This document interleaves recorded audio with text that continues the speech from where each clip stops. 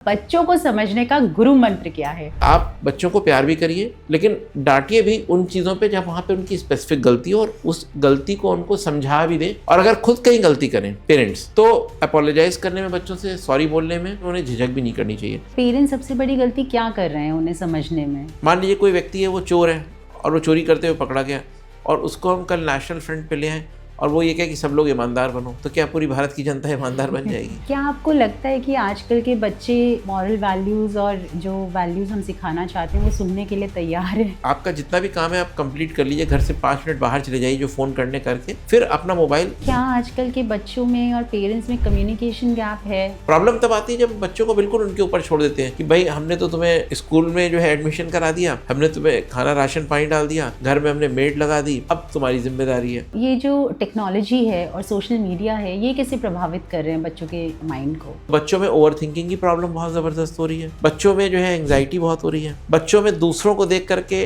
Fear of missing out, FOMO जिसको हम कहते हैं, वो डेवलप हो रहा है। और इन सब के साथ साथ जो सबसे बड़ा जो सिंड्रोम आ गया बच्चों के अंदर। नमस्कार, स्वागत है आपका एक और पॉडकास्ट वाइब विद नेहा के एपिसोड में। आज का एपिसोड सिर्फ मेरे दिल के करीब नहीं है, बल्कि उन सभी स्ट्रगलिंग पेरेंट्स के लिए है जो अपने बच्चों से बात तो करते हैं, पर उनकी बातें अक्सर बाउंसर जैसी लगती हैं। समझ ही नहीं आता कि बोल क्या रहे हैं। हम सब इस उलझन में हैं कि बच्चों की सोच तक कैसे पहुंचा जाए, रिज से लेकर क्रिंज तक। कभी लगता है जैसे ये कोई नई भाषा ही बोल रहे हों। हम कोशिश तो करते हैं आज की जनरेशन को समझने की, पर सच ये है कि ये सफ़र अकेले तय करना मुश्किल है।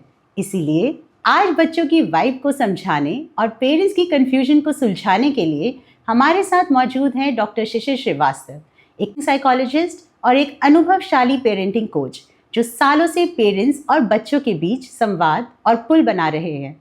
आज हम चर्चा करेंगे टीन ट्रांजिशन फेज पर, सही और बैलेंस पेरेंटिंग पर, उन करियर चॉइसेस पर जो पेरेंट्स को करियर लगते ही नहीं है, बच्चों के स्ट्रेस और एंजाइटी पर, छोटे बच्चों में बढ़ते एग्रेशन पर और टेक्नोलॉजी के उनके जीवन पर पड़ने वाले असर पर। हमने पेरेंट्स से उनके रियल सवाल इकट्ठे किए हैं ताकि वो अपनी परेशानी और दर्द हम तक पहुंचा सके। लेकिन सिर्फ पेरेंट्स को बोलने का मौका मिले, ये थोड़ी नाइंसाफ़ी होती। इसीलिए बच्चों ने भी अपने सवाल और कंप्लेंट्स भेजे हैं। आज दोनों तरफ की बात होगी। डॉक्टर शिशिर से हम कुछ अहम सवाल एक एक करके रखेंगे। डॉक्टर शिशिर, स्वागत है आपका पॉडकास्ट वाइब विद नेहा में। थैंक यू, नमस्कार। डॉक्टर शिशिर, सबसे पहले आप ये बताइए कि आप कितने सालों से पेरेंटिंग कोचिंग कर रहे हैं और बच्चों को समझने का गुरु मंत्र क्या है? Thank you Neha ji. लगभग 25 वर्षों से मैं शिक्षा के क्षेत्र में काम कर रहा हूँ, और एज अ फादर जब मैं ग्रो कर रहा था, तो उस टाइम पे, मतलब आज से मैं करीब 15 साल पहले की बात बता रहा हूँ, when my son was about 8 or 9 year old. So तब से मैंने पेरेंटिंग पे as a expert parenting coach TV shows किए, और वो करीब 5 साल तक चले। तो ये जो है, जो मुझे एक्सपीरियंस मिला, वो एक बड़ा ही यूनिक अनुभव था मेरे साथ जी। और तब मैं लाइव शोज़ भी करता था और पेरेंट्स के क्वेश्चंस आते थे। तो मैंने देखा कि जो ट्रांजिशन हुआ है पेरेंटिंग में, वो जो 20th सेंचुरी और 21st सेंचुरी में, उसमें ज़मीन आसमान का अंतर आ गया। और इसीलिए बच्चों की कई समस्याएं हैं, पेरेंट्स की भी समस्याएं हैं। बिल्कुल जी। तो गुरु मंत्र क्या है बच्चों को समझने का? देखिए, बच्चों को समझने के लिए आपको बच्चों को एक नदी की तरह देखना होगा। नदी में अगर आप उसके साइड में बांध ना हो, तो नदी का को जो है फ़्लो नहीं मिलेगा, और नदी अगर बिना बांध की होगी तो कहीं भी चली जाएगी। कहने का मतलब है, हमें बच्चों को अनुशासन भी देना है और प्यार भी देना है। तो अगर बच्चों के साथ हम ये दोनों चीज़ें बैलेंस करके चलते हैं, जहाँ पे हम पेरेंट्स को हम ये समझाना चाहते हैं कि आप बच्चों को प्यार भी करिए, लेकिन डांटिए भी उन चीज़ों पे जब वहाँ पे उनकी स्पेसिफिक गलती हो, और उस गलती को उनको समझा भी दें। और अगर खुद कहीं गलती करें पेरेंट्स, तो अपोलोजाइज़ करने में, बच्चों से सॉरी बोलने में, माफ़ी मांगने में उन्हें झिझक भी नहीं करनी चाहिए। क्योंकि आजकल के बच्चे बहुत अलर्ट हैं, सतर्क हैं, और वो आपको ऑब्जर्व कर रहे हैं as a leader. So more than a parent, they want to see the leadership skills in you. जैसे आपने बोला कि बच्चों को सॉरी बोलने में हमें हेजिटेट नहीं करना चाहिए, तो जी। मुझे तो लगता है कि आजकल के पेरेंट्स बहुत ज़्यादा सॉरी अपने बच्चों को बोलते हैं। मतलब कुछ भी बात हो जाती है छोटी सी, क्योंकि मेंटल वेल बीइंग की जहाँ तक हम बात करते हैं, आजकल के बच्चे इतने सेंसिटिव भी होते जा रहे हैं जी। कि पेरेंट्स कुछ भी कहने से उनको खुद ही डरते हैं। देखिए, पेरेंट्स के खुद के भी स्ट्रेसर्स होते हैं, तो पेरेंट आपके जैसे समझदार पेरेंट्स भी हैं जो सॉरी बोल देते हैं, लेकिन कई लोग बड़े एडमेंट हैं जो जी। चाहते हैं कि बच्चों के नंबर्स बहुत अच्छे आएँ, बच्चों को हम जो है वो बिल्कुल एक स्ट्रिक्ट डिसिप्लिन एनवायरनमेंट में रखें। अगर बहुत ज़्यादा वो बच्चा मोबाइल खेल रहा है तो मोबाइल से उसको हटा दें।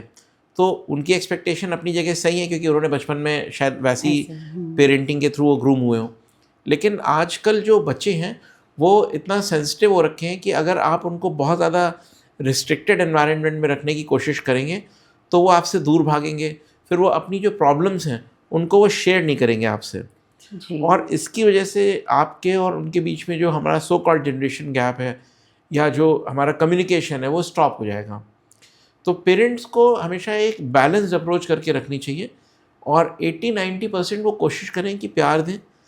अगर कभी गलती से भी उनको ये लगे कि उनको बच्चे को थोड़ा स्ट्रिक्ट होना है, तो जो गलती है उसको वो समझा के बताएं, क्योंकि बच्चों को जो उनकी समझदारी है वो कई कई जगह उनके पेरेंट्स से भी ज़्यादा है और वो रियलाइज़ करते हैं चीज़। क्योंकि ये जो जेन ज़ी और जेन अल्फ़ा है बहुत ही अवेयर जनरेशन है। They are at the next level of grasping knowledge, they are at the next level of understanding things, और उन्होंने वो दुनिया देखी है जो हम लोगों ने नहीं देखी, क्योंकि they were born with smartphones, they had the access to internet, all the information. And they have been growing with it. वो Exactly. बड़े भी उसी के साथ हो रहे हैं। जी जी। जी। तो कई बार हम इस चीज़ से डरते हैं कि अगर हम बच्चे को अपने कंट्रोल में, कंट्रोल तो नहीं बोलूँगी एज अ पेरेंट, क्योंकि कंट्रोल तो कर ही नहीं सकते जी जी। पर कुछ भी अगर उनके मन से अलग कोई बात की जाए, तो आपको लगता है कि ये जो आजकल के बच्चे हैं ये एकदम बगावत पे या चुप हो जाएंगे बिल्कुल, या शेयर ही नहीं करेंगे, कुछ अपने फ्रेंड्स से ही शेयर करेंगे या ऑनलाइन कम्युनिटीज़ में जाकर अपनी बात को शेयर करेंगे? तो ये क्या एक देखिए, ये हम किस लेवल के बच्चे से बात करें, किस एज के, ये बहुत इंपॉर्टेंट है। जी। तो मैं थोड़ा सा इसमें साइकोलॉजिकल पर्सपेक्टिव देना चाहूँगा, जी। जिसको हम एज स्पैन साइकोलॉजी बोलते हैं। ओके। कि हर बच्चा जो है अलग अलग एजेस पे अलग अलग बिहेवियर होता है उसका। जैसे इन्फेंट की बात करें 0 से 2 ईयर्स तक तो बच्चा ज़्यादा समझता नहीं है। जी। 2 से 6 ईयर्स तक बच्चे की जो है जो वोकैबुलरी होती है, लैंग्वेज होती है समझने की, वो कैपेबिलिटी डेवलप होती है। जी। जब बच्चा 6 से 11 साल का होता है तो वो अपनी दुनिया को समझने लगता है। 5-6 साल तक उसको लगता है मेरे पेरेंट्स ही भगवान है दुनिया में, मेरे फादर से बड़ा कोई जो है वो है नहीं, मदर से बड़ा कोई है नहीं, जी। उनके लिए भगवान होते हैं। लेकिन जब वो बाहर निकलते हैं, सोसाइटी में जाते हैं, तो उनको ये पता चलता है कि हमारे पेरेंट्स से भी अच्छे लोग हैं, जिनके पास शायद उनसे ज़्यादा समझ भी है, नॉलेज भी है, हो सकता है रिसोर्सेज भी हैं। तो जब ये अवेयरनेस बच्चों में आती है तो बच्चे अपने ही जो बिलीव्स उन्होंने बनाए होते हैं 6 साल तक, उसको चैलेंज करने लगते हैं। अब जो नेक्स्ट फेज़ जिसके लिए आ रहा हूँ, जो आप क्वेश्चन कर रहे हैं कि बच्चे जो है वो सोशल मीडिया पे जाते हैं जी। या कम्युनिकेट करते हैं, तो ये एडोलसेंस की तरफ है। और 11 से 13 के बीच में जब बच्चों का हार्मोन्स डेवलप होते हैं, बच्चे अपने पीयर्स में बातें करने लगते हैं, कुछ उनको ये पता चलता है कि हमारे साथ जो हो रहा है घर में वो ठीक नहीं हो रहा है, कहीं कहीं पेरेंट्स ने डांट दिया है। तो जब वो उनको अवेयरनेस आती है तो फिर वो लोग एक अपनी कम्युनिटी बनाने लगते हैं, और उनको जब वो शेयर, पेरेंट्स के पास टाइम नहीं होता है तो अपनी बातें। और सबसे बड़ा ट्रांजिशन जो आता है बच्चों की लाइफ में वो 13 से जो है वो 18-19 के बीच में आता है, जी। जिसको हम एडोलसेंस बोलते हैं। तो हम अलग अलग टॉपिक्स पे बात कर सकते हैं। हम चाहेंगे कि ये जो ट्रांजिशन फेज़ है 11 से 13 और 13 से 19, 18-19 तक, इस पर भी हम लोग डिस्कस करेंगे। जी। जी जी। तो आज के समय में अच्छी परवरिश का क्या अर्थ है? देखिए, अच्छी परवरिश जो है वो बच्चे को 360 डिग्री उसका ओवरऑल डेवलपमेंट है, और इसके लिए मुझे लगता है जितना माँ बाप आज की डेट में स्कूल्स को रिस्पॉन्सिबल मानते हैं, उन्हें उतनी रिस्पॉन्सिबिलिटी खुद भी लेनी चाहिए। तो स्कूल का कितना रोल है और पेरेंट का क्या रोल रहेगा इसमें? देखिए, मैं ये कहूँगा 50-50 रोल है, क्योंकि बच्चा जो है वो 24 घंटे नहीं बिता रहा है स्कूल में, जी। वो स्कूल में तो 7-8 घंटे बिता रहा है। और जो पेरेंट्स हैं उनको, उनके साथ मुश्किल से वो 1 या 2 घंटे स्पेंड कर पा रहा है। लेकिन जो बच्चे का टैलेंट है, खाली परवरिश का ये मतलब नहीं कि हमने राशन ला के रख दिया है, पूछ लिया होमवर्क किया कि नहीं किया। आज के बच्चों को अपना टैलेंट भी डेवलप करना है, उनकी जो प्रॉब्लम्स हैं उनको शेयर करने के लिए भी उनको टाइम चाहिए। तो उनकी जो सोशियो इमोशनल लर्निंग, यानी कि सोसाइटी में जब वो जाते हैं, अपने पीयर्स के साथ, अपने सहपाठियों के साथ बात करते हैं और वो घर आते हैं, इसके बीच में एक बहुत बड़ा सोशल सर्कल होता है। वहाँ से वो कई इन्फॉर्मेशन गैदर करके लाते हैं, कुछ शेयर करना चाहते हैं। पेरेंट्स की जिम्मेदारी है कि वो एक एक्सक्लूसिव समय निकालें बच्चों के लिए और उनको मोबाइल हटा के अपना भी, और पहले खुद का और फिर बच्चों का, तब उनसे कम से कम आधे घंटे रोज़ कॉन्वर्सेशन करें कि आज तुम्हारा दिन कैसा बीता। और नॉन ऑफेंडिंग क्वेश्चन, ये ना कहें कि अरे तुमने होमवर्क नहीं किया, किया, मतलब जो उनका काम है उससे रिलेटेड ना करके पहले वो बच्चों से इमोशनली कनेक्ट होने की कोशिश करें। तो पेरेंट्स सबसे बड़ी गलती क्या कर रहे हैं उन्हें समझने में? देखिए, पेरेंट्स जो सबसे बड़ी गलती मुझे लगता है वो कर रहे हैं कि वो सिर्फ उनको जो है वो डिसिप्लिन बनाने की कोशिश कर रहे हैं। और हमें क्या चाहिए, हमें अनुशासन तो देना है, साथ में हमें बच्चों को समझने की भी कोशिश करनी है, उनको समझदार भी बनाना है जीवन के लिए। जी। जैसे मेरा बेटा अब जो है वो तो करीब 23 साल का हो रहा है। तो जब वो 4 साल पहले आया विदेश से लौट के, तो उसने कहा पापा आपने मुझे तो 10 साल में बताई थी बात, तो मैंने ये सोचा था कि पापा मुझे क्यों बता रहे हैं। तो मैंने कहा कौन सी बात? तो वो कहने लगा कि जो है आपने मुझे ये कहा था कि जब तुम बड़े होगे तो तुम्हारे साथी होंगे, हो सकता है वो सिगरेट्स भी पिएँ, हो सकता है वो जो है ड्रिंक भी करें।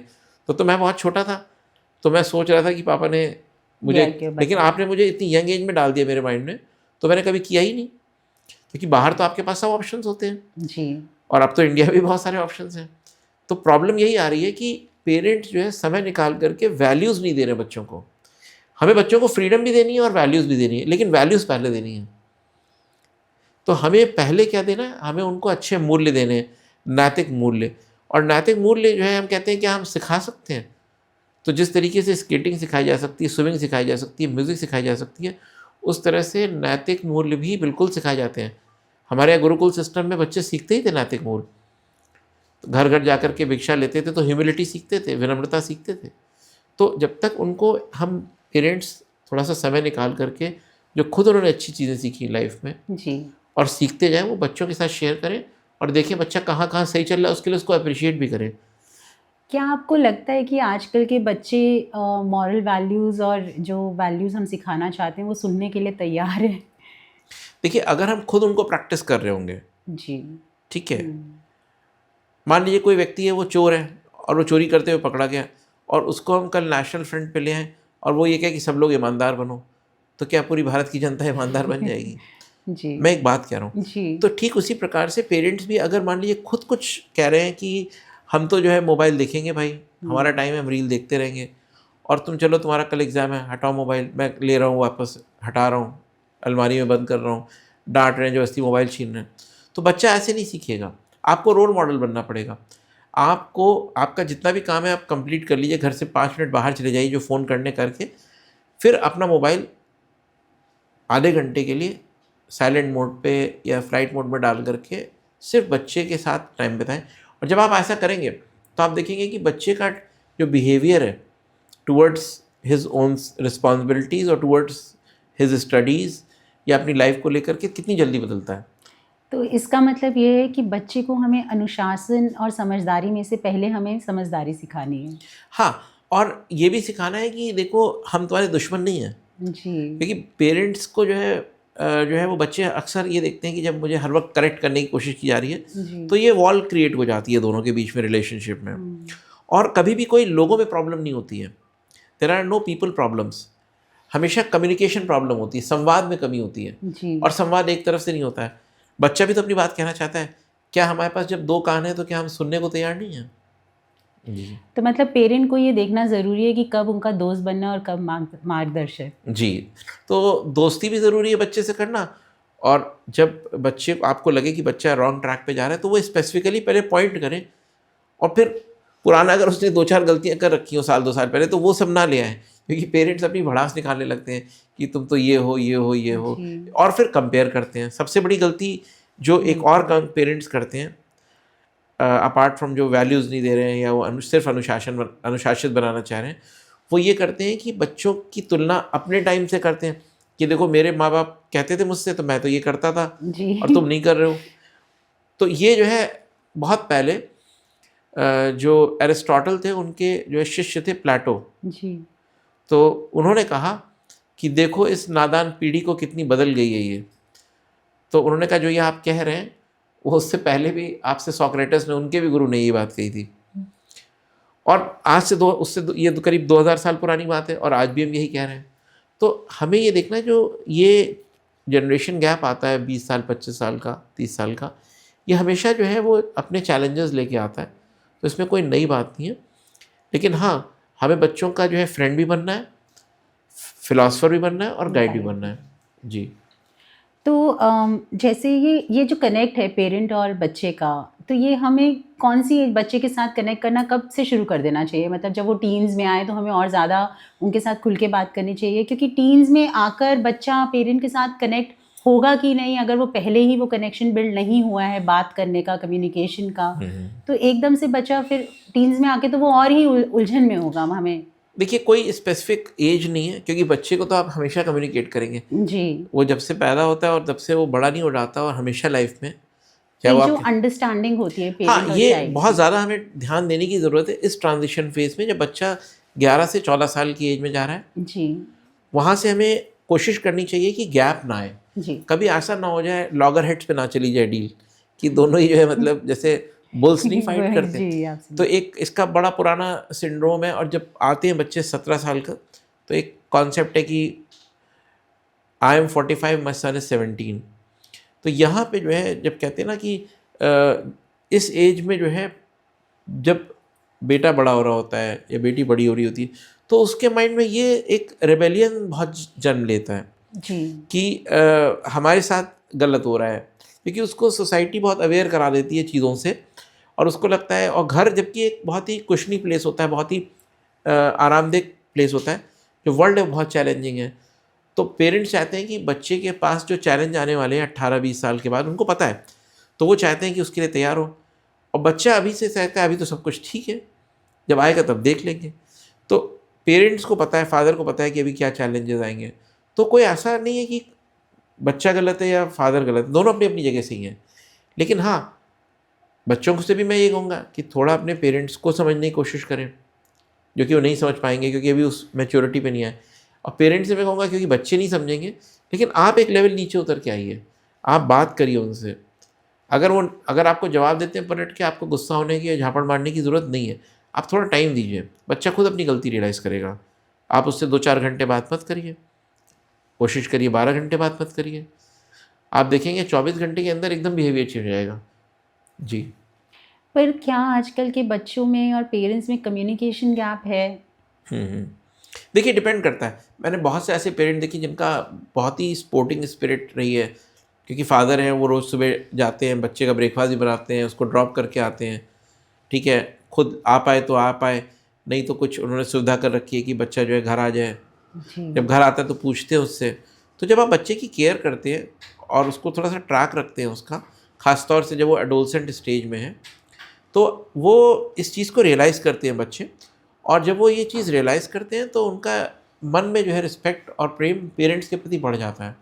प्रॉब्लम तब आती है जब बच्चों को बिल्कुल उनके ऊपर छोड़ देते हैं कि भाई हमने तो तुम्हें स्कूल में जो है एडमिशन करा दिया, हमने तुम्हें खाना राशन पानी डाल दिया, घर में हमने मेड लगा दी, अब तुम्हारी जिम्मेदारी है। जी। तो ये जिम्मेदारी है आपकी, लेकिन इसके बियॉन्ड आपको बच्चे को उसके जो ट्रांजिशंस आ रहे हैं, उसके कई सारे हार्मोन्स डेवलप हो रहे हैं, उसके अंदर बॉडी में चैलेंजेस आ रहे हैं एडोलसेंट स्टेज में, उसके साथ ये भी हो रहा है कि उसकी लाइफ में कुछ फ्रेंड्स आ रहे हैं, जा रहे हैं, छोड़ रहे हैं, बहुत सारी चीज़ें, कहते हैं तूफान मतलब चल रहा है। इमोशनल कंफर्ट जो बच्चे को चाहिए, हाँ, मतलब सुख सुविधा तो दे देते हैं सब, जी। पेरेंट्स ही देते हैं, जी जी। पर बच्चे आजकल के इमोशनल कंफर्ट को सीख कर रहे हैं। हाँ। उनको जहाँ मिलता है फिर वो वहीं मुड़ जाते हैं। एग्जैक्टली देखिए वहाँ पे ये ज़रूरी है अंडरस्टैंड करना कि बच्चा किस स्टेट में ऑफ द माइंड है, जी। खासतौर से इमोशनल स्टेट। क्योंकि आज की जो जनरेशन है, जो प्रेजेंट जनरेशन है, वो पहले अपना इमोशनल रिकन्सिलिएशन देखती है। और मैं यहाँ ये कहूँगा कि अगर कहीं बच्चा आपको लग रहा है डिप्रेशन में जा रहा है, तो बिना डिले किए किसी काउंसलिंग साइकोलॉजिस्ट के पास, साइकियाट्रिस्ट के पास हम तब जाते हैं बहुत रेयर केसेस में जब उसको कोई मेडिकल ट्रीटमेंट की ज़रूरत होती है। नहीं तो you should seek help of a counsellor who has got background in psychology, कम से कम मास्टर्स लेवल की नॉलेज हो, और उनसे उनको मिलवाइए। और आप देखेंगे कि 1 या 2 सेशंस में ही बच्चा एकदम बिल्कुल आपका नॉर्मल हो जाएगा, क्योंकि he is a neutral person. जब बच्चे को लगता है कि हम एक पेरेंट से हर बात वो शेयर करने में कंफर्टेबल नहीं होता, और साथ वाले भी उसको गुमराह करते हैं क्योंकि उनको खुद भी नहीं पता। जी जब पेरेंट नहीं गाइड कर पा रहे तो उसके साथ के बच्चे क्या गाइड करेंगे। जी तो वो सब बातें जब वो मतलब वेंट आउट करता है अपने इमोशंस को किसी काउंसलिंग, तो बच्चे के अंदर जो है वो कहते हैं ना, जैसे एक बहुत भारी बैग लेके आप चल रहे हैं और आप पहाड़ चढ़ रहे हैं तो आपके कंधे दर्द होने लगेंगे। तो बच्चों की वो इमोशनल स्टेट होती है एडोलसेंस में। तो जब वो बैग आपने ड्रॉप कर दिया तो पहाड़ तो चढ़ना है, जीवन के संघर्ष तो फेस करनी है, तो थोड़ा ईजी हो जाएगा। जी। तो ये चीज़ है। और हार्मोनल चेंजेस भी बहुत जल्दी आजकल बच्चों में देखे जा रहे हैं। हाँ, देखिए जो food culture I, fast food खास तौर से, जी तो उसकी वजह से कुछ ऐसे पदार्थ खाने में आ गए हैं, खास तौर से केमिकल्स, जिसकी वजह से बच्चे ओबीस हो रहे हैं, उनके जो ग्रोइंग है, और प्लस हमने ज़रूरत से ज़्यादा प्रोड्यूस कर दिया है। जी कहते हैं आज की डेट में इंडिया में इतना अनाज है कि अगले 3 महीने तक पूरी दुनिया को खिला सकता है वो। जी तो 1.4 बिलियन लोग तो खा ही रहे हैं, 8.5 बिलियन लोग भी खा लेंगे अगले 3 महीने तक। तो हर जगह आप देखेंगे, और ब्रेकफास्ट भी है, लंच भी है, डिनर भी है, उसके बाद अगर रात में बच्चा 2 बजे तक जग रहा है तो फिर मिडनाइट स्नैक्स भी हैं। जी बिल्कुल। तो हम ओवर फीड भी कर रहे हैं बच्चों को, तो उससे ग्रोथ हो रही है। तो ये तो हम नहीं रियलाइज़ करते कि क्या क्या चेंजेस आ रहे हैं, लेकिन ये एक चैलेंज है। जी।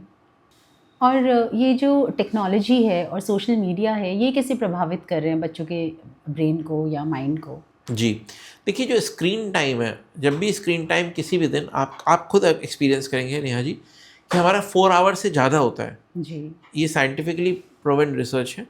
तो जो हमारे ब्रेन में जो न्यूरॉन्स हैं वो कहीं ना कहीं ब्रेक करने लगते हैं, दे स्टार्ट गिविंग अप।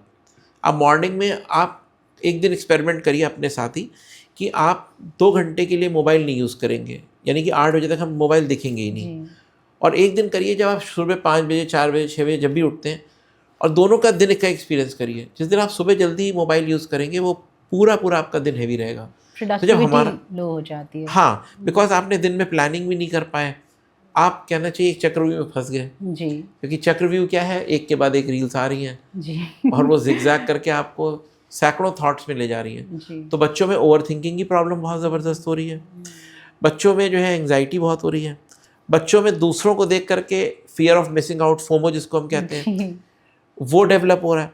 और इन सब के साथ साथ जो सबसे बड़ा जो सिंड्रोम आ गया बच्चों के अंदर, वो इमोशनली जो डिस्टेबलाइजेशन है, यानी कि अभी तो बहुत हाइप्ड है और कोई एक सैड रील आ गई तो उनका सैड मूड बन गया।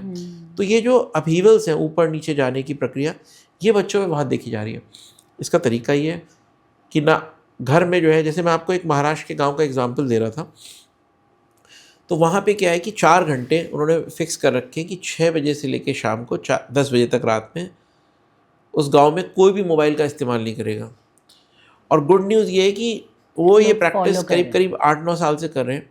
अच्छा और वहाँ पे जो है बच्चे जो है, अब पेरेंट्स से तो अच्छा कम्युनिकेशन है ये, लेकिन साथ में वो यूपीएससी आईएएस की तैयारी कर रहे हैं और वहाँ से सिलेक्शंस भी हो रहे हैं। तो बताइए, गांव प्रैक्टिस कर सकता है तो हम तो जो है शहर में रह रहे हैं।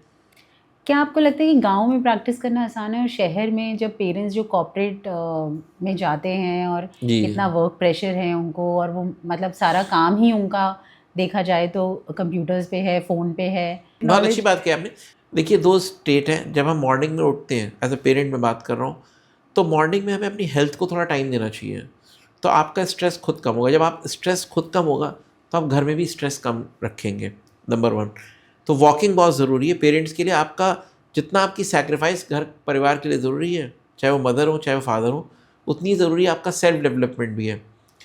तो अपनी हेल्थ को प्रायोरिटी पे रखें, अपनी नेक्स्ट है फाइनेंशियल कंडीशंस को ठीक रखें, जी ओवर स्पेंड ना करें, क्योंकि अगर यही इसी दोनों चीज़ों से आपके तनाव बढ़ने के मेन मुख्य कारण यही हैं। बिल्कुल और थर्ड आता है आपका मोबाइल को हटाना, और फोर्थ आता है फिर बच्चों के साथ टाइम स्पेंड करना, उनको समझना।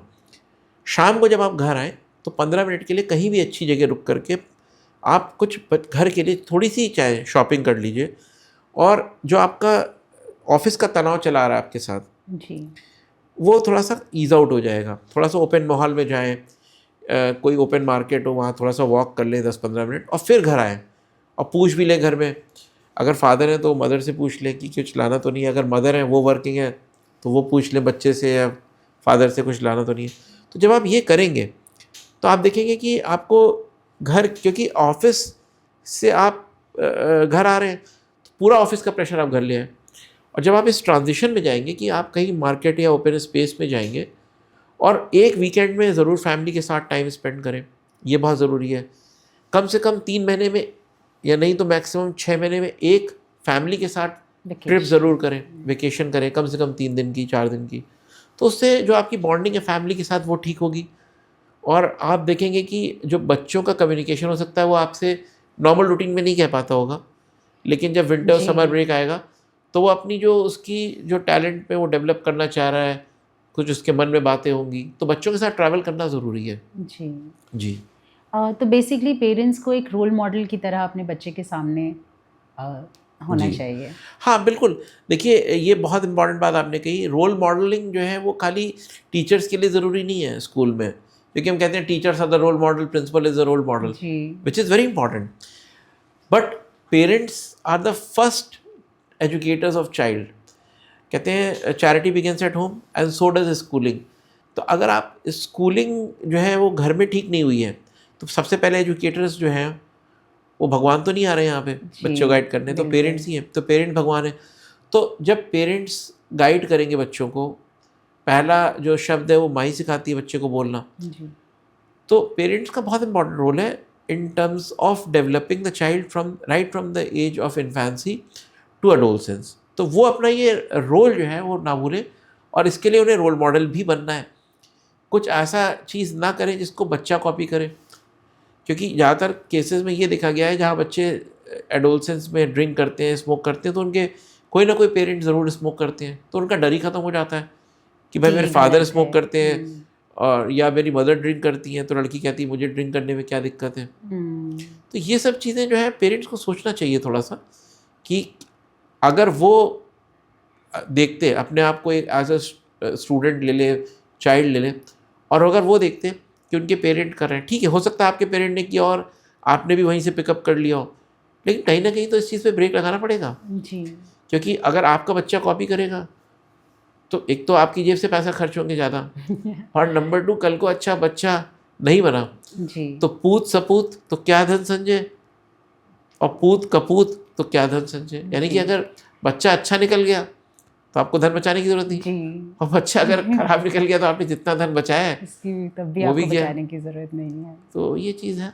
और डॉक्टर शिशिर, सिंगल पेरेंट जो होते हैं जी। जैसे ज़रूरी नहीं है कि सिंगल पेरेंट या सेपरेटेड या डिवोर्स सिर्फ ये वाले पेरेंट्स नहीं, जैसे कई बार होता है कि हस्बैंड्स कहीं और पोस्टेड होते हैं और मदर बच्चे को संभाल रही होती है और 2 बच्चों को संभाल रही होती है कई बार। जी। तो वो एक सिंगल मदर अगर बच्चे को देख रही है तो वो कैसे अपने बच्चों को संभालें, मतलब वो कितना टाइम डिवोट करे और फादर से कम्युनिकेशन कितना ज़रूरी है, and in case parents are separated तो फिर क्या वो एक कम्युनिकेशन गैप हमेशा रहेगा?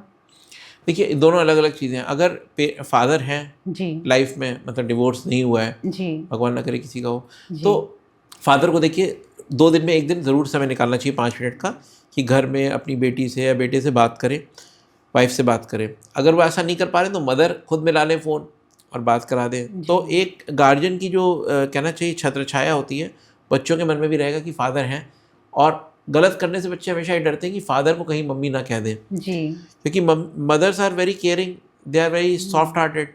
तो पेरेंट्स अगर सिंगल पेरेंट है तो बच्चे जनरली जो है मदर को टेकन फॉर ग्रांटेड ले लेते हैं, गलत हरकत करेंगे अरे मम्मी को समझा लेंगे, या पैसे ले लिए ज़्यादा और फिर कुछ शौक ऐसे उनके हो गए। तो इसलिए मदर को हमेशा कोशिश करनी चाहिए। अगर सिंगल पेरेंट है यानी कि अगर डिवोर्स हो गया है, in that case I think उनको जो भी उनके फादर हैं, मतलब मदर के जो फादर हैं यानी कि बच्चे के जो नानी नाना हैं, उनको एज अ गार्जियन ज़रूर रखना चाहिए, क्योंकि अगर हैं तो या किसी और बड़े को, कोई उनके चाचा हों, जो भी उनके हैं लाइफ में, उनको कम से कम बच्चे के साथ जो है उनको हफ्ते में 1 बार ज़रूर इंटरेक्ट कराएं।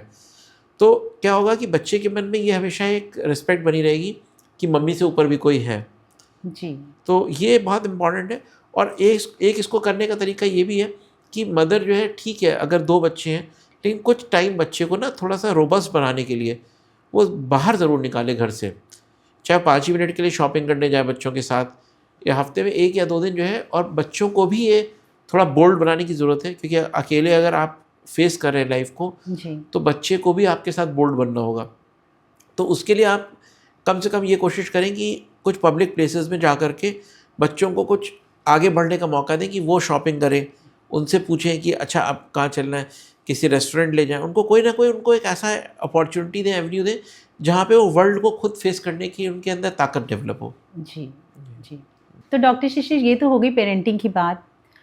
और जब हम करियर की बात करते हैं बच्चों की, तो बच्चों के आजकल जो करियर ऑप्शंस हैं बहुत ही वास्ट हैं। हाँ। और बच्चे जो हमें बताते हैं कि वो क्या बनना चाहते हैं, वो तो बहुत ही मतलब वो शायद हमारे टाइम में तो वो कभी करियर कंसिडर किए ही नहीं जाते थे। हम समझते थे कि ये तो बस एक छोटा सा पैशन है हमारा, चलो थोड़ा ड्राइंग कर लो, थोड़ा म्यूज़िक कर लो, थोड़ा नाच, थोड़ा डांस, ये वो। तो ये जब बच्चे हमें ऐसा कोई करियर ऑप्शन बताते हैं जो हमें समझ नहीं आता कि वो करियर ऑप्शन भी हो सकता है, तो वो अगर हम उस बारे में बात करें तो आप कैसे देखते हैं इसको, जो आजकल के वास्ट करियर ऑप्शंस हमारे सामने हैं? देखिए, इसमें थोड़ा सा हम पीछे चलते हैं कि बच्चे करियर बनाने से पहले जो उनकी सब्जेक्ट चॉइसेस हैं वहाँ से हम शुरू करते हैं इसको थोड़ा सा। मैं आपको इंसाइट्स देता हूँ।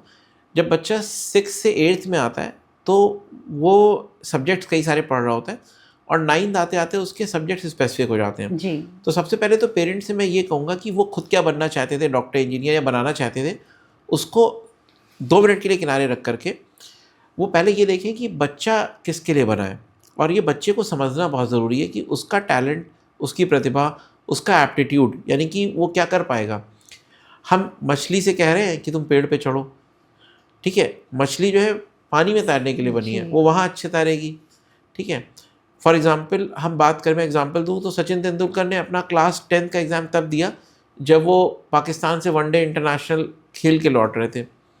तो उन्होंने तो पूरी पढ़ाई अपनी जो है वो क्रिकेट खेलते खेलते करी। तो हर बच्चे का एक यूनिक टैलेंट है। मैं सिर्फ ये नहीं कह रहा हूँ कि वो उसको म्यूजिशियन बनना है, स्पोर्ट्समैन बनना है। अगर उसको पढ़ाई या किसी भी क्षेत्र में जाना है तो आज तो करीब 2000 से ऊपर करियर ऑप्शंस हैं। और अब जो समय आ गया है, जब हम AI और रोबोटिक्स के ज़माने में एंटर कर चुके हैं ऑलरेडी, 5 साल से इसमें हैं हम, तो फिर न्यू एज करियर जो है वो सारे स्किल बेस्ड करियर हो गए हैं जी। इसलिए आप देखिए कि इतनी जो जॉब्स की भी किल्लत है, और लेकिन फिर भी लोग जॉबलेस घूम रहे हैं, जबकि अपॉर्चुनिटीज़ बहुत हैं, कॉर्पोरेट्स में अच्छी पोजीशंस खाली पड़ी हुई हैं। तो ये जो गैप आया है, स्किल गैप, ये इसी वजह से आया क्योंकि स्कूल्स ने हमारे प्रिपेयर ही नहीं किया है कि बच्चों को वो स्किल्स दें, राइट स्किल्स दें। और स्कूल्स की भी गलती नहीं मैं कहूँगा, ना मैं पेरेंट्स की गलती कहूँगा, क्योंकि पिछले 5 से 10 सालों में इतना रैपिड ट्रांसफॉर्मेशन आया वर्ल्ड में, बिल्कुल, कि वर्ल्ड जल्दी जल्दी बदलता गया और करियर्स की जो प्रिपरेशन थी वो उतनी हो नहीं पाई जी। तो ये जो जेनजी है ये खुद new age careers skill based खुद बना रही है अपने, और ये बहुत कॉन्फिडेंट लोग हैं, तो हमें इनको सपोर्ट करने की ज़रूरत है। तो अब बात आते हैं 9th 10th में बच्चों को वही सब्जेक्ट दिलाएं सबसे पहले जो उसके एप्टीट्यूड के हिसाब से हो। अगर वो फिज़िक्स और केमिस्ट्री और बायोलॉजी पढ़ने में इंटरेस्टेड नहीं है या नहीं कर पा रहा अच्छा, तो उसको आप कॉमर्स स्ट्रीम या ह्यूमैनिटीज़ स्ट्रीम में ले जाएं। और सभी स्ट्रीम्स में करियर हैं। ज़्यादातर जो IAS आप देखिए बने हैं, मतलब वो सब ह्यूमैनिटीज़ से ही बनते हैं जी।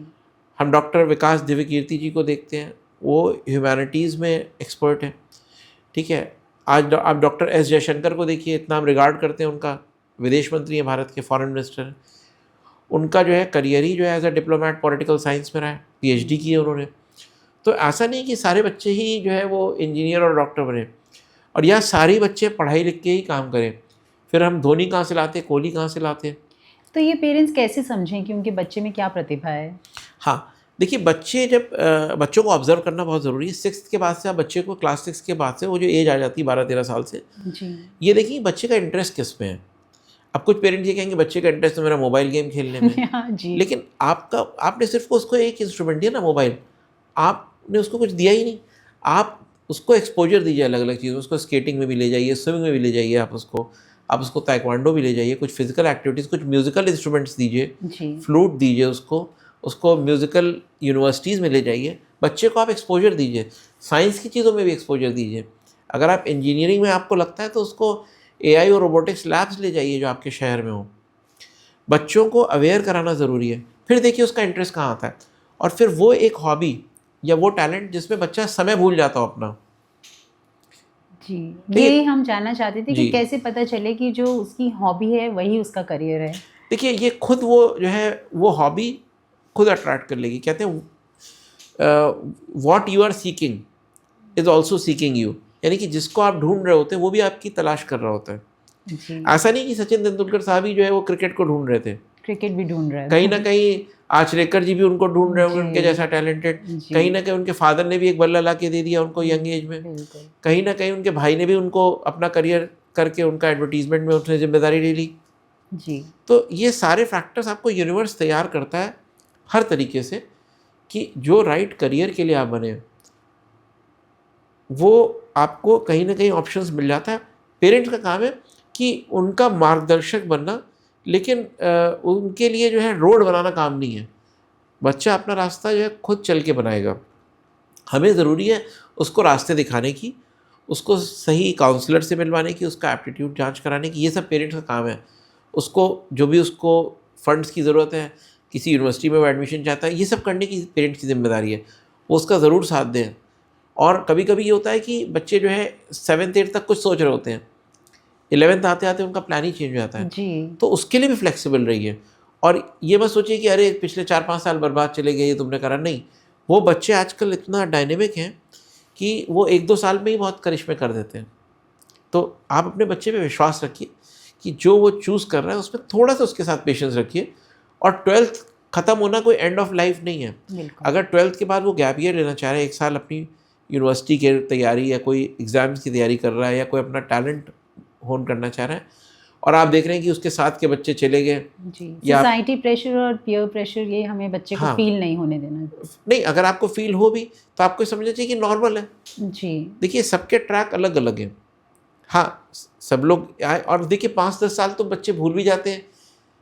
अगर आप खुद पेरेंट देखें कि जी, उनके क्लास में जो 12th साथ में पढ़े थे, मैं उनसे भी कह रहा हूँ, वो कहाँ हैं आज की डेट में और वो क्या कर रहे हैं। जी, मुझे तो खुद भी नहीं पता आधे लोगों का 12th में कि वो कहाँ क्या कर रहे हैं, उनसे टच में भी नहीं हूँ मैं। कहीं कहीं ग्रुप्स हैं, कहीं कभी मैसेज आए तो पता चलता है। लेकिन जब हम लोग होते हैं तो हमें लगता है हम एक रैट रेस में हैं, वो हमसे आगे ना निकल जाए, हम उसको पीछे ना छोड़ दें। ऐसा नहीं है। सबका अपना अपना क्रिएटिव करियर है, सबके अपने अपने ट्रैक्स हैं। जी, तो हमें अपनी ट्रैक में अपनी खुद की रेस जीतनी है अपने आप से। So you have to compete with yourself, you don't have to compare और कम्पीट विद अदर्स। जी, क्योंकि आपकी लाइफ है, आपको क्या चाहिए? आपको अच्छी हेल्थ चाहिए, आपको एक फाइनेंशियल स्टेबिलिटी चाहिए, आपको एक अच्छी जॉब चाहिए, बिजनेस चाहिए, आपको एक अच्छी फैमिली लाइफ चाहिए। इन 4 चीज़ों को छोड़ के 5वीं चीज़ चाहिए, थोड़ा आध्यात्मिकता चाहिए हमें। जी, 6ठी चीज़ तो कुछ लगता नहीं मुझे चाहिए लाइफ में। कभी करना है तो ट्रैवल कर लिया। तो ये 5-6 चीज़ों में हमारी ज़िंदगी जाती है। तो हमें इस पे फोकस करना चाहिए कि हम इन 6 डोमेन्स में अपनी लाइफ को कैसे इम्प्रूव करें। तो क्या अब यही एक सफल करियर की परिभाषा है? I think one should be happy with his और हर अचीवमेंट्स और लाइफ। कंपेयर नहीं करना चाहिए किसी को, जी, ठीक है? और अभी एक बहुत ही, मैं किसी का नाम नहीं ले रहा हूँ, लेकिन एक बहुत ही रिच व्यक्ति थे। तो उनका अभी आपने हमने पॉडकास्ट देखा तो वो कह रहे थे बहुत ज़्यादा अमीर नहीं होना चाहिए, क्योंकि जी, मेरे घर में मैं अकेला ही रहता हूँ, बच्चे चले गए विदेश, जी, अब मैं अकेला ही हूँ।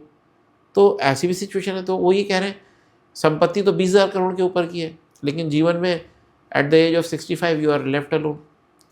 तो सब कुछ, और जब उनको समय बिताना होगा तो बिजनेस में स्ट्रगल कर रहे होंगे। तो सब कुछ बैलेंस करके चलना चाहिए पेरेंट्स को। जी। तो क्या आपको लगता है कि अगर आज हम अपने बच्चे के साथ समय बिताएँ तो आगे जाकर जब अ, हम फ्री हो जाएँगे और बच्चे बिज़ी हो जाएँगे तो वो भी कहीं न कहीं वक़्त निकालेंगे हमारे लिए? देखिए एक्सपेक्टेशन रखना बहुत अच्छी बात है, जी, और लेकिन इस एक्सपेक्टेशन को रख करके काम करना गलत मुझे है। नहीं लगता। जी, क्योंकि बच्चे का देखिए करियर ट्रैक अलग है। आपका हो सकता है बच्चा आपके पास वापस आए, हो सकता है वो ना भी आए। जी, आपको ये देखना है कि मुझे अपनी लाइफ में क्या करना है। देखिए इंसान, चाहे वो पेरेंट हो चाहे वो बच्चा हो, जी, बहुत हार्श रियलिटी है जी, कि अकेले आता है, अकेले जाता है। बिल्कुल। तो जब आपको अकेले ही रहना है, even at the old age, तो आप अपने आप को फिट रखिए जहाँ से हो सके। योगा करिए, एक्सरसाइज करिए, अपने पैशन को फॉलो करिए, खुद आप अपने आप को एंटरटेन रखिए। ज़रूरी नहीं है अगर बच्चा चला गया आपका तो आप मूवी ना देखें, बंद कर दें। लाइफ में नीरसता नहीं लानी चाहिए, लाइफ को लाइवली रखना चाहिए।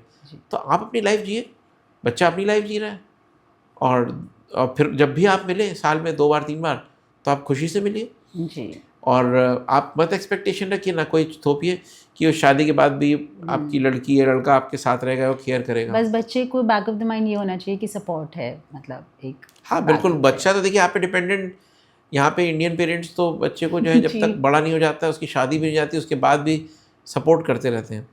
बाहर ऐसा नहीं है, बाहर फैमिली बहुत फ्रैगमेंटेड है, अलग अलग रहते हैं सब लोग, विदेश में, यूरोप में, अमेरिका में, और वहाँ पे है भी नहीं है, फैमिली का कॉन्सेप्ट ही ख़त्म हो रहा है धीमे धीमे।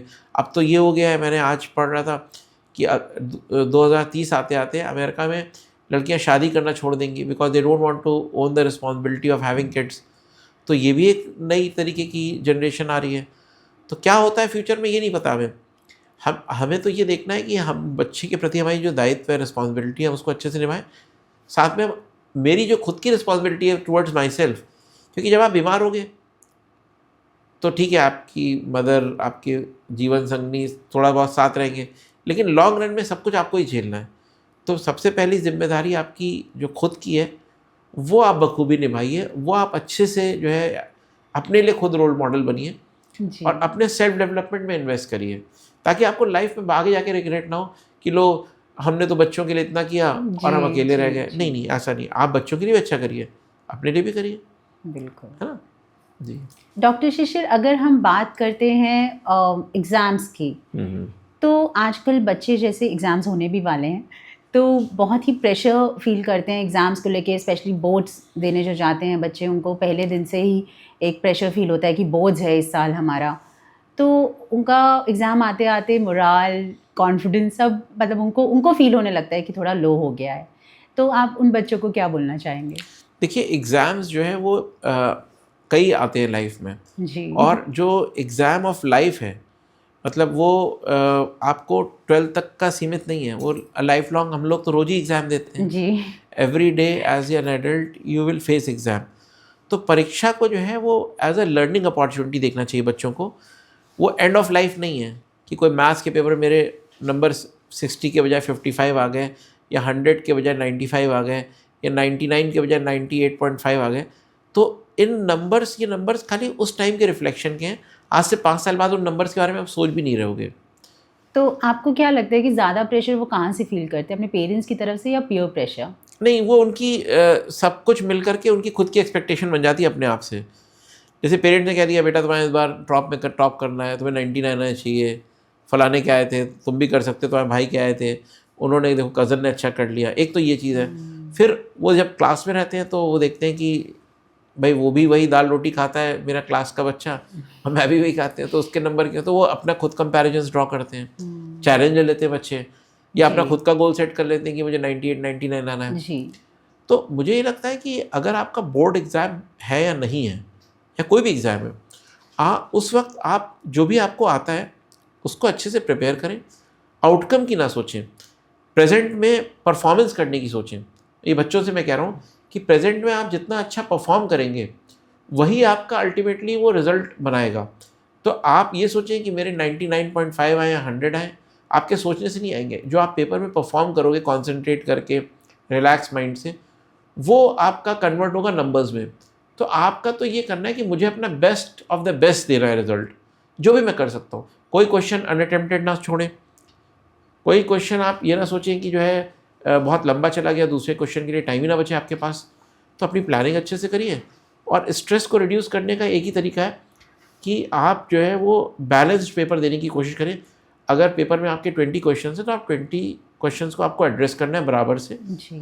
तो ये आपको अपना परफॉर्मेंस अपने आप से अच्छे से देना है जी। ये तभी हो पाएगा जब एक बच्चा अपने रिलैक्स माइंड से अपना पेपर लिख रहा है जी। और रिलैक्स माइंड से भी कब देगा, वो उस वक्त एग्ज़ाम के रूम में नहीं शुरू होता रिलैक्स माइंड, उसका वो एक नाइट पहले से सुबह से शुरू होता है। तो रात में आप बहुत ज़्यादा स्ट्रेस ना करें, रात में 2 बजे तक मत पढ़ाई करिए, कोशिश करिए 11 साढ़े 11 बजे तक पढ़ाई कर लें, अपने आप को रिलैक्स करें, थोड़ा सा आप कुछ अपने आप को हेल्दी ड्रिंक्स लें और सो जाएं। और सुबह उठ करके जो भी आपको एक या दो चीज़ रिवाइज करनी है, पूरी बुक लेके ना पढ़ने लग जाएं जी। और एग्ज़ाम से आप एटलीस्ट हाफ एन आवर पहले पहुंच जाएं, तो आपका कॉन्फिडेंस लेवल अलग होगा। और जब माइंड आपका सेटल्ड होगा, ये नहीं कि आप लास्ट मोमेंट पे एग्ज़ाम पे पहुंच रहे हैं तो आपको और स्ट्रेस होगा, रास्ते में कहीं कोई जैम लग गया या कुछ आपको गाड़ी आपकी पार्क करने में टाइम लग गया, तो ये सब चीज़ें अवॉइड करनी चाहिए बच्चों को। जी जी। तो इस प्रेशर से हम बच्चों को इस तरीके से बचा सकते हैं, मतलब पेरेंट्स का क्या रोल होगा इसमें?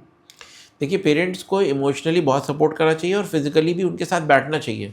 ख़ासतौर से जब एग्ज़ाम्स का टाइम है तो मदर को, फादर को ये चाहिए कि वो बारी बारी से अपनी ड्यूटी खुद लगा लें कि बच्चे के साथ वो पढ़ाए। अगर उनको नहीं भी आ रहा है, मान लीजिए क्लास 11 की फ़िज़िक्स है और फादर को नहीं आती है, वो आर्ट साइंस के पढ़ें या कॉमर्स के पढ़ें, कुछ नहीं कर सकते, आप बैठ तो सकते हैं, तो आप शांति से बैठिए। मदर अगर इंग्लिश नहीं पढ़ा पा रही, पढ़ा रही बहुत अच्छा है, पूछ लिया, अगर सपोर्ट नहीं कर पा रहे हैं, आप कुछ मत करिए, आप सिर्फ उनके साथ रहिए। तो सबसे बड़ा मॉरल स्ट्रेंथ, बच्चा अगर 11 बजे तक जग रहा है और पेरेंट्स ही खुद 9-10 बजे सो जा रहे हैं कि मुझे कोई मतलब ही नहीं है, तो बच्चे को तो बहुत ज़्यादा इमोशनल डिफ़िकल्टी होगी। तो बच्चे के साथ रहना जो है, specially during the exam time, challenging times, board time या कोई और भी परीक्षा है, IIT की है, क्लैट की है, तो बच्चे के साथ आपको थोड़ा समय जो है उस वक्त ज़्यादा देना होगा। जी। और अगर बच्चे एग्ज़ाम टाइम में ये बोलते हैं कि हमें मोबाइल खेलने दीजिए, मतलब मोबाइल देखने दीजिए, सोशल मीडिया देखने दीजिए या गेम खेलने दीजिए, यही हमारा स्ट्रेस बस्टर है। अगर वो इस तरीके से कोई जेन्युइनली बोल रहा है तो ठीक है। तो उन बच्चे के लिए टाइम लिमिट खुद मत सेट करिए। आप पूछिए, देखो आपको क्या लगता है, आप कितनी देर देखने चाहिए आपको मोबाइल? जी। तो वो अगर कहते हैं 2 घंटे, तो गलत है, बच्चों को पता है 2 घंटे गलत है। तो अगर वो 15-20 मिनट का एक टाइम मांगते हैं तो आप सेट कर दीजिए। मान लीजिए उन्होंने 7 बजे मोबाइल लिया आपसे, और वो टाइम आप थोड़ा सा उनको दे दीजिए, जी। क्योंकि उससे उनको ये लगेगा कि कोई फ्रेंड का मैसेज आया होगा या कोई भाई मेरा कुछ उसमें असाइनमेंट आ रहा है, हो जी, सकता है जेन्युइन भी हो, तो आप वो टाइम दीजिए। लेकिन अगर 9:20 का 9:25 हो रहा है, 20 मिनट के बजाय वो 25-30 मिनट हो रहा है, तो फिर आप आधे घंटे बाद कहिए कि बेटा आपने तो आधे घंटे के लिए कहा था। और वो ये दिखाएं कि वो उनके दुश्मन नहीं है, वो ये फ्रेंड बन के काम करें कि बेटा I am trying to do this so that I can actually help you focus back on studies. जी। और मोबाइल यहाँ रखा है ड्रॉर में, तो हमसे जब मांगोगे हम दे देंगे, तो ये फ्रीडम भी दे दीजिए। जी। बच्चा मांगेगा नहीं आपसे, 99% में बता रहा हूँ। मेरे बेटे ने 3 महीने के लिए मोबाइल अपना दूर रख दिया जब उसका बोर्ड एग्ज़ाम आया, खुद ही किया उसने कि पापा मुझसे मोबाइल ले लीजिए, मैं रखूँगा तो मैं देखता रहूँगा। तो ये बच्चों के अंदर जब ये खुद सेल्फ कॉन्फिडेंस और सेल्फ डिसिप्लिन आ जाता है, तो बच्चे जो है वो पेरेंट्स को एज अ फ्रेंड देखने लगते हैं। जी। उनको पता है कि 3 महीने बाद ज़रूर मुझे वापस मिल हाँ, जाएगा। बिल्कुल मिल जाएगा। ये कॉन्फिडेंस बच्चों को पेरेंट पे, वो सोचे कि अगर हमने आज दे दिया और अब हमें कभी नहीं मिलेगा तो शायद वो कभी देंगे ही नहीं। जी, जी, बिल्कुल। वो ट्रस्ट अपने पेरेंट्स के ऊपर बच्चों हाँ, का होना बिल्कुल। बहुत जी, ज़रूरी जी। है। जी।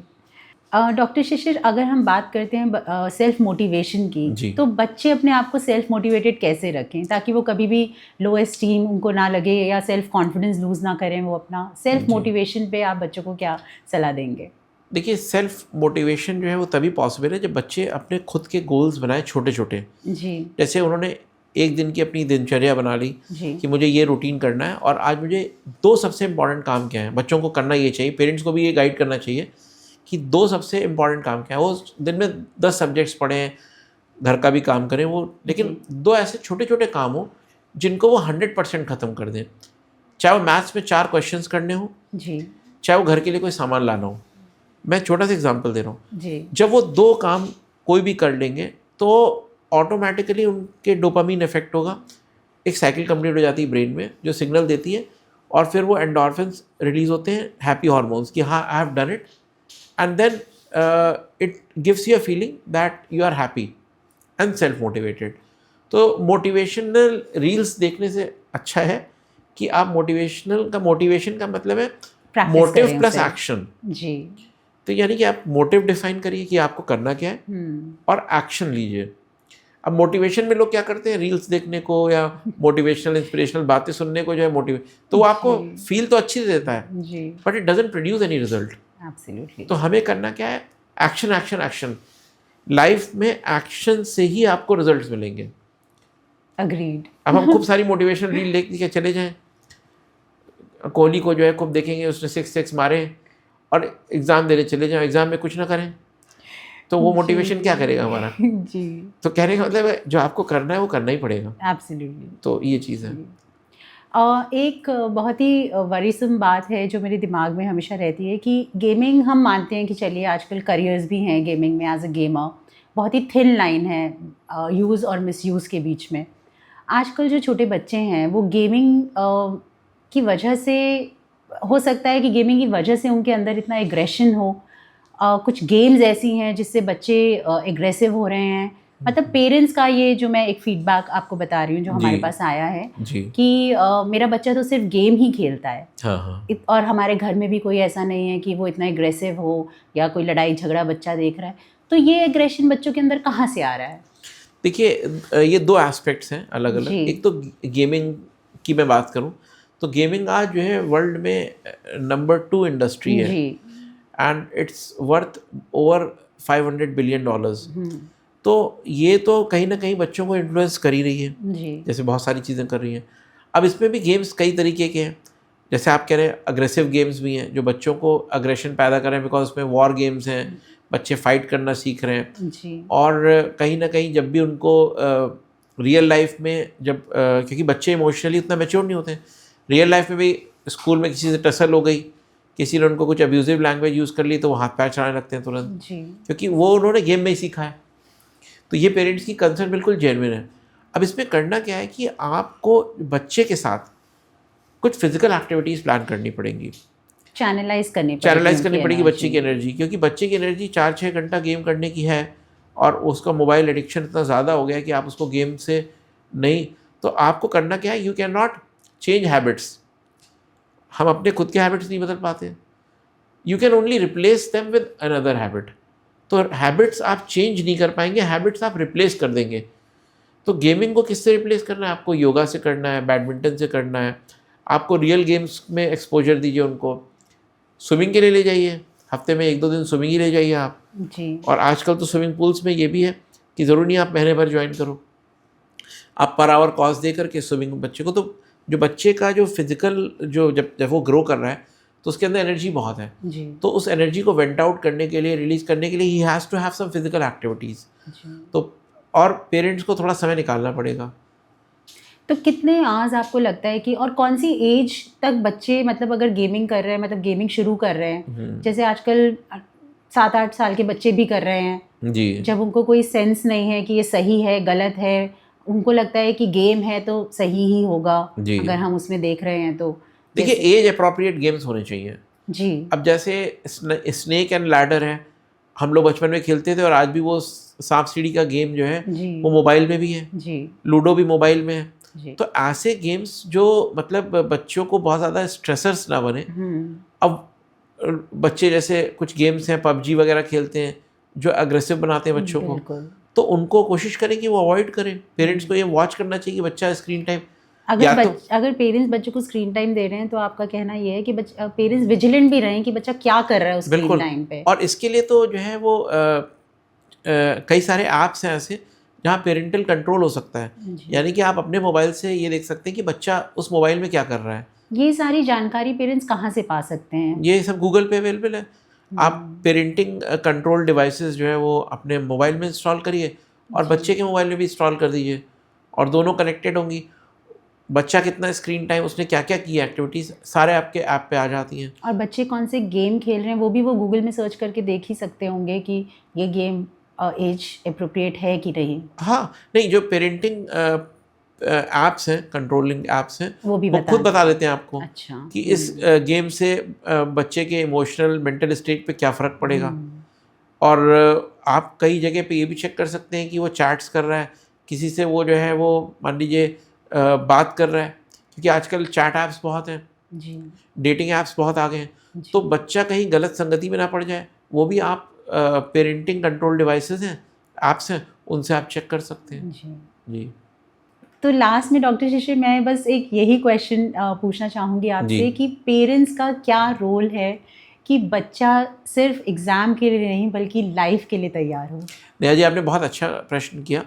देखिए, बच्चों को हमें लाइफ के लिए तैयार करना है। पूरी पेरेंटिंग का जो रोल है, परवरिश का रोल है, वो यही है कि बच्चा जो है आपका सिर्फ एग्ज़ाम्स के लिए अच्छा ना करे, क्योंकि वो 12th के बाद कहीं यूनिवर्सिटी में चला गया, फिर तो बच्चा जो है वो अपने पे है जी। तो हमें वो विजन लेके चलना है कि जब बच्चा बिल्कुल अपने पे है तो हमें उसके साथ साथ स्पेशली लास्ट के जो 4-5 साल हैं class 8 onwards to class 12th, हमें उसके साथ बिल्कुल कंधे से कंधा मिला के चलना है। और इसलिए चलना है ताकि वो लाइफ के लिए तैयार हो। उसका जो माइंडसेट है it should be so strong, the child should become self confident. उसको अपने में विश्वास हो कि जो मैं काम सोचता हूँ वो मैं कर लूँगा। अगर बच्चे के अंदर आपने सिर्फ एक क्वालिटी सिखा दी तो आपने उसको लाइफ के लिए तैयार कर दिया, और वो है building confidence in herself और हिमसेल्फ दैट ही और she can do what he is meant to do. यानी कि वो सब कुछ करने के लिए उसके अंदर आत्मविश्वास है जिसके लिए वो बना है।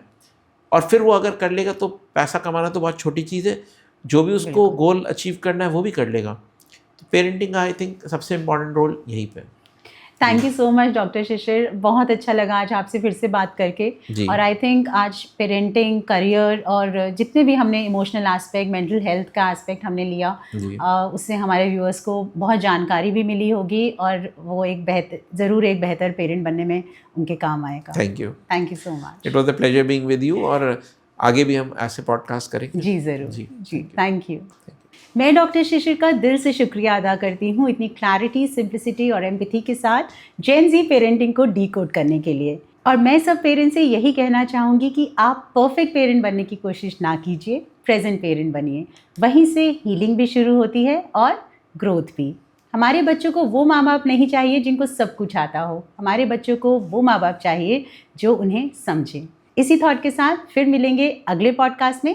नमस्कार, धन्यवाद।